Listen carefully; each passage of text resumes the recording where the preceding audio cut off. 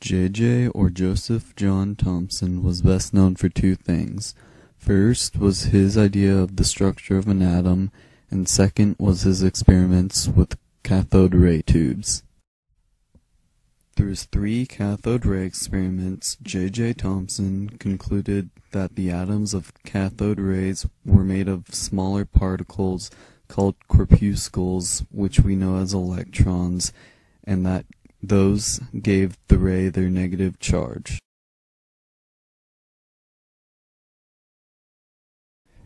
He also believed that these corpuscles were surrounded by a positively charged cloud, and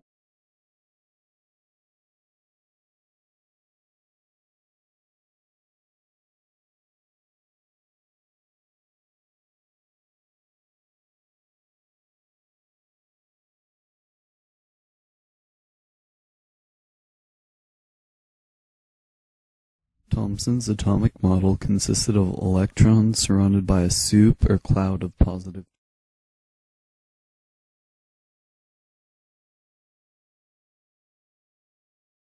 In 1909, Robert Millikan, working at the University of Chicago, succeeded in measuring the charge on the electron. He allowed a fine spray of oil to settle through a hole into a chamber where he could observe their fall. The top and bottom of the chamber consisted of electrically charged plates. He introduced a source of X-rays which can cause creation of charges when they strike matter. Charges produced by the X-rays attach to an oil droplet, producing one or more charges on the droplet. When there is no voltage applied, the fall of the droplets is determined by their mass and the viscosity of air through which they fall.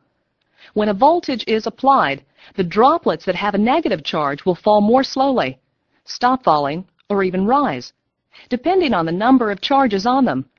By adjusting the applied voltage and observing the droplets both with voltage off and voltage on, Millikan was able to determine that the charges on the droplets were all multiples of a smallest value, 1.6 times 10 to the minus 19th coulombs. He took this to be the charge on a single electron. In 1910, Rutherford and his co-workers were studying the angles at which alpha particles were scattered as they passed through a thin gold foil. Most of the alpha particles passed through undeflected. However, a few were found to be scattered at large angles, some even back in the direction from which they had come.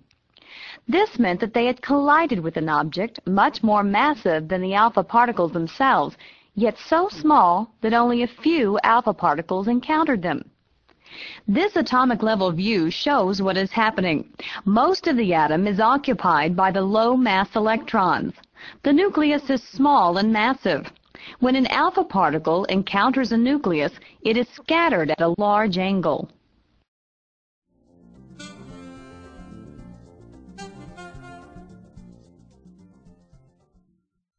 In 1913, a Danish scientist by the name of Niels Bohr improved upon Rutherford's model of the atom.